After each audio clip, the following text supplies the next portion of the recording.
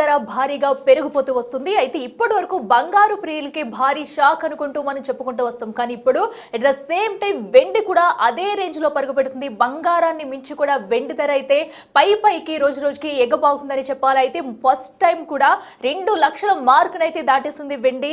So kilo వెండి ధర కూడా మార్కెట్ లో అయితే రోజు రోజుకి అమాంతం పెరిగిపోతుంది. సో ఇప్పటి వరకు బంగారం కొనాలంటేనే జనాలు భయపడేవారు. అలాంటిది ఇప్పుడు వెండి కొనాలన్నా కూడా భయపడాల్సిన పరిస్థితులు అయితే నెలకొంటున్నాయి. సో ఎందుకంటే మార్కెట్ లో రోజు రోజుకి వెండి ధర అయితే అమాంతం పెరిగిపోతుంది. తొలిసారిగా కూడా 2 లక్షల దాటింది కిలో వెండి కూడా. సో దీంతో వెండి ప్రియులకు కూడా ఇది భారీ బిగ్ షాక్ అని చెప్పుకోవాలి. అయితే 4 రోజుల్లో 18,620 రూపాయలు పెరిగిన వైనం అయితే మనం చూస్తున్నాము. దీంతో ఇంకా రానున్న రోజుల్లో వెండి ధర ఏ మేరకు పెరుగుతుంది అనేది కూడా సో ప్రస్తుతం అయితే క్వశ్చన్ మార్క్ గానే ఉంది. సో ఎందుకంటే ఇంత పెద్ద మొత్తంలో వెండి ధర అయితే ఎప్పుడు పెరగలేదు. అలాంటిది కేవలం 4 రోజుల్లోనే 18,000కు పైబడి చిలుకు కూడా వెండి ధర అయితే పెరిగి ఉంది. సో దీంతో ఒక్కసారిగా 2 లక్షల మార్కునైతే వెండి దాటేసిందని చెప్పాలి. బంగారానికి ఏ మాత్రం కూడా తీసిపోకుండా వెండి ధర సైతం కూడా రోజు రోజుకు పైకి ఎగుబాగుతుంది. సో ఈ ఏడాదిలో 122% పెరిగింది వెండి. అయితే వచ్చే ఏడాదిలో 2.50 లక్షలకు చేరే అవకాశం కూడా ఉన్నట్టయితే చెప్తున్నారు. సో 2 లక్షల మించి ఇంకా పెరిగితే కనుక అసలు వెండి వాల్యూ ఇంకా మార్కెట్ లో ఎలా ఉంటది అనేది కూడా చూసుకోవాలి. సో ప్రస్తుతం అయితే ఇప్పుడు బంగారం కొనాలంటేనే జనాలు భయపడుతున్నారు. అలాంటిది వెండి వైపు చూడాలంటేనే కూడా కొనడానికి ప్రజలు భయపడే పరిస్థితి వస్తున్నాయి. సో ప్రస్తుతం అయితే భవిష్యత్తులో బంగారంతో కూడా వెండి పోటీ పడే సూచనలు అయితే క్లియర్ కట్ గా కనిపిస్తున్నాయి. సో ఇంతవరకు కూడా ఈ రేంజ్ లో సో బంగారం పెరుగుతుందంటేనే ప్రజలైతే కొనుక్కోలేని సిచ్యువేషన్. బట్ పెళ్లికి తప్పనిసరి పరిస్థితులు అయితే కూడా ఉంటారు. ఇప్పుడు వెండిని అటు బంగారాన్ని మించి వెండి అయితే పోటీ పడుతుందని చెప్పాలి. సో ఎక్కడ చూసినా ఏ మార్కెట్లో చూసినా కూడా ఇప్పుడు కిలో వెండి అయితే 2 లక్షల మార్కునైతే దాటేసింది. దీంతో వెండి ప్రియులు కూడా వెండిని కొనుగోలు చేసేందుకైతే భయపడాల్సిన పరిస్థితి రానే వచ్చిందని చెప్పుకోవాలి. సో అన్ని మార్కెట్లో కూడా ఇప్పుడు అటు బంగారంతో పాటు వెండి కొనుగోలు చేసేవారు కూడా తగ్గుముఖం పడుతున్న సిచ్యువేషన్స్ అయితే నెలకొనబోతున్నాయి. సో ఎందుకంటే 2 లక్షలు దాటిందంటే ఇటు బంగారం కొనలేని వాళ్ళు ఇప్పటి వరకు సిల్వర్తో సరిపెట్టుకునేవారు, అటు పెళ్లిళ్ళకి కానివ్వండి ప్రతి దానికి కూడా. బట్ అలాంటిది ఇప్పుడు వెండి కూడా 2 లక్షల పైచిలుకు పలుకుందంటే ఇప్పుడు వెండి కొనాలన్నా కూడా భయపడే పరిస్థితులు నెలకొన్నాయి. అసలు మార్కెట్లో సిచ్యువేషన్ ఎలా ఉంది, బంగారు షాపులో సిచ్యువేషన్ ఎలా ఉంది, వచ్చేవారు కొనడానికి వచ్చేవారు అసలు కస్టమర్స్ ఏమంటున్నారు అనేది కూడా మా ప్రతినిధి అంజుమా. బంగారంతో పాటే వెండి ధరలు కూడా పరుగులు పెడుతున్నాయి. కనీ విని ఎరుగని రీతిలో ప్రస్తుతం 1,60,000 మార్కును దాటింది కిలో వెండి ధర. రానున్న రోజుల్లో ఇది మరింత పెరిగే అవకాశం ఉన్నట్లుగా కూడా తెలుస్తోంది. మరో 2 సంవత్సరాలలో 6 లక్షలకు వెండి ధర చేరబోతుంది అనేటువంటి వార్తలను కూడా వింటున్నాము. అయితే ఇది ఎంతవరకు నిజంగానే వెండి ధరల్లో ఇంతలాగా మార్పులు వచ్చే అవకాశం ఉందా? వెండి మీద ఇన్వెస్ట్ చేయడం మంచిదా? దీని మీద ఆర్థికవేత్తలు ఏమంటున్నారో తెలుసుకుందాము. మనతో పాటు సుప్రీంకోర్టు న్యాయవాది ఆర్థికవేత్త డాక్టర్ జీవీ రావు గారు ఉన్నారు. మిగతా విషయాలను ఆయన మాటల్లోనే అడిగి తెలుసుకుందాము. నమస్తే సార్. సార్, ప్రస్తుతం చూస్తున్నాము బంగారంతో పాటు వెండి ధరలు కూడా అంతకంతకు పెరుగుతూనే ఉన్నాయి. ఎందుకు అంటారు? అయితేనమ్మా నిజానికి బంగారం కన్నా కూడా వెండి ధరలే పెరగటానికి అవకాశాలు ఎక్కువ ఉన్నాయి. ఇంకా కూడా ఎందుకు ఇలా పెరుగుతూ వస్తున్నాయంటే దానికి చాలా కారణాలు ఉన్నాయి. ముందుగా మనకి ఇండస్ట్రియల్ డిమాండ్ అనేటువంటిది వెండికి చాలా ఎక్కువగా ఉంది. ఇవాళ సోలార్ ప్యానల్స్ దగ్గర నుంచి ఏ విషయాన్ని మనం తీసుకున్నా కానీ వెండితోటే ముడిపడి ఉంది. అలాగే చైనీస్ డిమాండ్ కూడా వెండికి పెరిగిపోయింది. వీటితో పాటుగా ఫెడరల్ వడ్డీ రేట్లు తగ్గించటము, తర్వాత అలాగే రానున్న రోజుల్లో కూడా మరింత తగ్గుతాయని, అలాగే రిజర్వ్ బ్యాంక్ కూడా వడ్డీ రేట్లు తగ్గిస్తానటువంటి నమ్మకాలు పెరగటం వల్ల వీటన్నిటి కారణాల వల్ల పెట్టుబడులు బంగారం వెండి వైపు వెళ్తున్నాయి. ఆల్రెడీ బంగారం ధరలు ఎంతో పెరిగి ఆ స్థాయిలో అప్పుడు అంత రేట్లో వెండి పెరగలేదు. కానీ ఇప్పుడు దానికి మించి వెండి పరుగులు పెట్టేటువంటి అవకాశాలు ఈ కారణాలన్నింటి వల్ల కూడా మనకి కనిపిస్తున్నాయమ్మ. అందుకని రానున్న రోజుల్లో వెండి ధరలు మరింత పెరగడానికి అవకాశాలు ఎక్కువ ఉన్నాయి. అయితే మరో 2 సంవత్సరాలలో 6 లక్షలకు కిలో వెండి ధరలు చేరుతాయని కూడా వింటున్నాము. ఇది ఎంతవరకు నిజం అంటారు? ఇదైతే పూర్తిగా ఒక అభూతమైనటువంటి కల్పనలే. ఇన్వెస్టర్స్ ఎవరు కూడా ఇటువంటి ట్రాప్లో పడొద్దని చెప్పి మాత్రం నేను కాషన్ చేస్తానమ్మా. అయితే రాబర్ట్ కియోసాకి గారంటే నాకు ఎంతో గౌరవం. నిజంగా ఆయన ఆ మాట అన్నారో లేదో కూడా తెలియదు. కాకపోతే ఆయన పేరుని ఉటంకించి కొన్ని వ్యాఖ్యానాలు అయితే నేను కూడా చూశాను. అవి కానీ 2 సంవత్సరాల కాలంలో వెండి 6 లక్షలకి పెరుగుతుంది అనేటువంటి దాన్ని నమ్మి వెండిలో ఇన్వెస్ట్ చేస్తే ఖచ్చితంగా బోల్తా పడేటువంటి అవకాశం ఉంటుంది. సో ఈ యొక్క మాటలను మాత్రం నమ్మవద్దు అనేది నేను చెప్తాను. కాకపోతే వెండి ధరలు మాత్రం ఖచ్చితంగా పెరిగే అవకాశం ఉంది.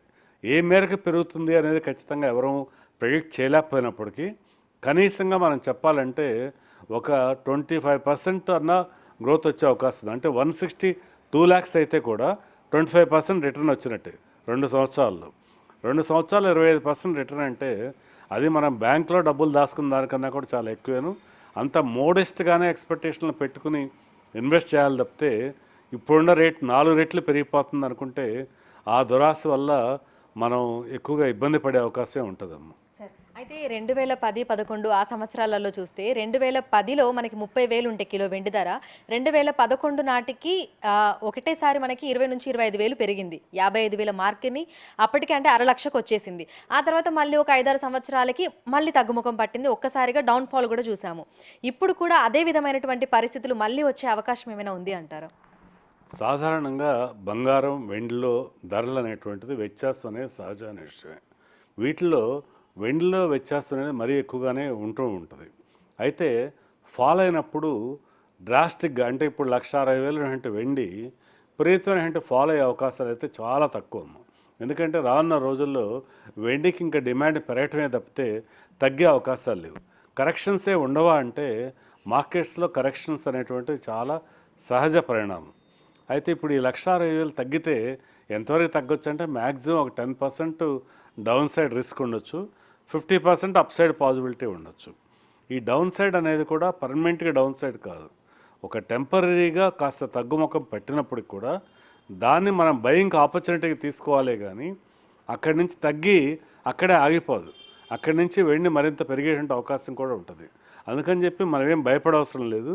ఇప్పుడు ఉదాహరణకి గోల్డ్ కూడా 1,00,000 దాటినాక ఒకసారి స్మాల్ కరెక్షన్ వచ్చింది, 1,30,000కి వెళ్ళిన తర్వాత మళ్ళీ ఒక స్మాల్ కరెక్షన్ వచ్చింది, మళ్ళీ పెరుగుతుంది. అలాగే వెండిలో కూడా కొద్ది కరెక్షన్స్ మధ్యలో వచ్చినప్పటికి కూడా 2 లక్షలు దాటేటువంటి అవకాశాలు అయితే దాదాపుగా తజ్జమనే చెప్పొచ్చు. అందుకని 6 లక్షల మాటను నమ్మలేం కానీ బట్ 2 లక్షల రూపాయలు దాటడం అయితే మాత్రం దాదాపుగా తజ్జమనే చెప్పొచ్చు. అందుకని వెండిలో పెట్టుబడి పెట్టాలనుకునే వాళ్ళకి ఇది ఇప్పుడు కూడా మంచి అవకాశమే. తగ్గినప్పుడల్లా కొంటూ ఉండొచ్చు.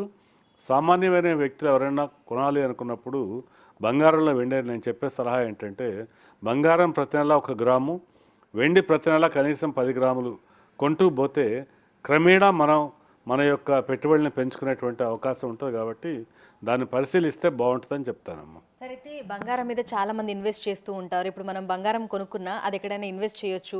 బంగారం అమ్మితే కూడా మనకు అంతే మళ్ళీ ఆదాయం అనేది వస్తుంది. కానీ వెండి అలా కాదు.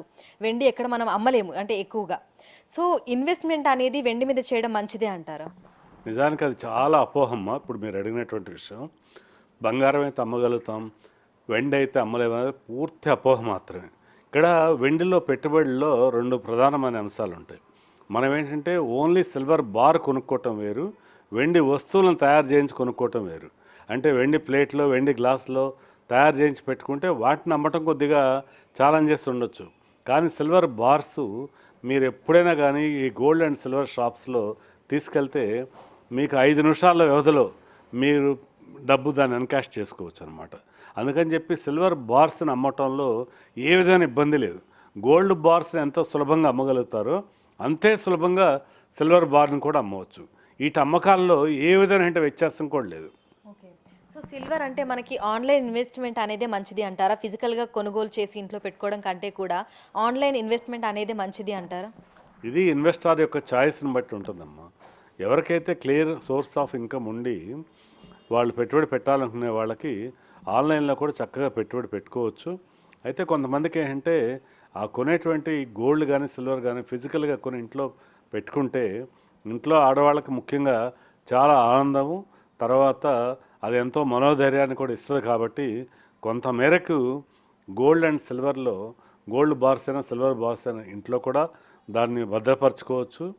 తర్వాత అలాగే ఆన్లైన్లో కొనుక్కున్నా కూడా ఇబ్బంది ఏమి ఉండదు. ఆన్లైన్లో కొనుక్కుంటే మళ్ళీ ఆన్లైన్లో కూడా మనం సేల్ చేసుకోవచ్చు. అలాగే ఫిజికల్గా కొన్న గోల్డ్ని మనం ఆయా షాప్స్లోకి వెళ్ళి దాన్ని మళ్ళీ క్యాష్ కోసమైనా లేకపోతే మన అకౌంట్లో డబ్బులు జమ చేయించుకున్నట్టుగా అమ్మటానికి కూడా ఇబ్బంది లేదు. రెండు కూడా ఏ పద్ధతిని అవలంబించాలనేటువంటిది ఆ ఇన్వెస్టర్ యొక్క ఛాయిస్ని బట్టే ఉంటుంది. సో ఈ సిల్వర్ ఈటీఎఫ్ అనేది ప్రస్తుతం ఏ విధంగా ఉంది అంటారు సార్? ఇది కూడా ఇప్పుడు చాలా రైజింగ్ ట్రెండ్లో ఉందమ్మా. మనం ఇప్పుడు ఇదివరకు ఎలా గోల్డ్ ఈటీఎఫ్లో ఇన్వెస్ట్ చేసేవాళ్ళు అలాగే ఇప్పుడు సిల్వర్ ఈటీఎఫ్లో కూడా ఇన్వెస్ట్ చేయడం మొదలుపెట్టారు. అంతేకాకుండా ఇప్పుడు టాటా మ్యూచువల్ ఫండ్స్ ఇంకా అలాగే అదర్ మ్యూచువల్ ఫండ్ కంపెనీస్ అన్నీ కూడా సిల్వర్లో కూడా ఈ యూటీఎఫ్లు తర్వాత అలాగే మ్యూచువల్ ఫండ్లో సిస్టమాటిక్ ఇన్వెస్ట్మెంట్ వేలో స్మాల్ యూనిట్స్లో ఇన్వెస్ట్ చేయటం అనేటువంటిది మంచిదని చెప్పి వాళ్ళు కూడా సలహాలు ఇవ్వటమే కాకుండా అటువంటి ఫండ్స్ని కూడా స్టార్ట్ చేయడం జరిగింది. అందుకని ఇన్వెస్టర్స్ కావాలనుకుంటే ఈక్విటీలో ఎలా మ్యూచువల్ ఫండ్స్లో ఇన్వెస్ట్ చేస్తారో అదేవిధంగా వీటిలో కూడా మనం స్మాల్ వేలో సిస్టమాటిక్ ఇన్వెస్ట్మెంట్లో ఇన్వెస్ట్ చేసి ఆ ప్రయోజనం కూడా పొందొచ్చమ్మ. సో గతంతో పోలిస్తే ప్రస్తుతం ఈ ఈటీఎఫ్లు చేస్తున్న వాళ్ళ సంఖ్య ఏ విధంగా పెరిగింది అని చెప్పుకోవచ్చు సార్? భవిష్యత్తులో ఏ విధంగా ఉండే అవకాశం ఉంది అంటారు? నిజానికి ప్రీవియస్తో పోల్చుకుంటే గత 2 సంవత్సరాలుగా ఇవి చాలా రైజ్లో ఉన్నాయి. రానున్న కాలంలో ఇంకా మరింతగా పెరిగేటువంటి అవకాశం ఉంది. ఇన్ఫ్యాక్ట్ ఈక్విటీ ఇన్వెస్ట్మెంట్ కన్నా కూడా గోల్డ్ అండ్ సిల్వర్ ఇన్వెస్ట్మెంటే మోర్ సేఫ్ అనేటువంటిది ఇన్వెస్టర్స్ కూడా గ్రహిస్తున్నారు. దానివల్ల ఈ విధంగా కూడా ఇన్వెస్ట్మెంట్స్ మరింత పెరిగేటువంటి అవకాశం ఉంది. నేను కూడా దీనికి స్ట్రాంగ్గా సపోర్ట్ చేస్తానమ్మా. సో ప్రస్తుతం మనకు వెండి ధరలు ఏ విధంగా అయితే పెరుగుతున్నాయో భవిష్యత్తులో అయితే ఇంకా గణనీయంగా పెరిగే అవకాశం లేదు, కానీ కొంతవరకు పెరిగే అవకాశం ఉంది అని అయితే మీరు చెప్తున్నారు. అయితే ప్రస్తుతం వెండి కొనుగోలు చేయాలి అనుకునే వాళ్ళకి ఏం చెప్తారు? అయితే ఒకేసారిగా ఎంటైర్ అమౌంట్ కాకుండా స్లోగా ఇన్వెస్ట్ చేస్తూ వెళ్ళమని చెప్తాను. దానివల్ల డెఫినెట్గా మంచి ప్రయోజనం చేకూరుద్దమ్మా. Thank you sir, thank you so much. So ప్రస్తుతం చూసినట్లయితే కూడా మనకి బంగారం 1,00,000 మార్క్ని దాటి క్రమక్రమంగా పెరుగుతూనే ఉంది. అదే దారిలో మనకు వెండి కూడా పరుగులు పెడుతుంది. ప్రస్తుతం 1,60,000 చిల్లరగానే కిలో వెండి ధర ఉంది. అయితే భవిష్యత్తులో అంటే రానున్న 2 సంవత్సరాలలో 6 లక్షలకి కిలో వెండి ధర పెరుగుతుంది అనేది అపోహ మాత్రమే అనేది కూడా ఆర్థికవేత్తలు అయితే చెప్తున్నారు. అయితే కొంతవరకు పెరిగే అవకాశం ఉంది, కానీ ఒకేసారి 4 రెట్లు పెరిగే అవకాశం మాత్రం లేదు అని చెప్తున్నారు. ఎవరైతే కొనుగోలు చేయాలనుకుంటున్నారో వాళ్ళు బార్స్ రూపంలో కొనుగోలు చేసి పెట్టుకోవచ్చు, అదేవిధంగా ఇన్వెస్ట్మెంట్ కూడా చూసి చేసుకోవడం కూడా మంచిది అని కూడా అంటున్నారు. విడుదల రాజుతో అంజుమ, బిగ్ టీవీ, హైదరాబాద్.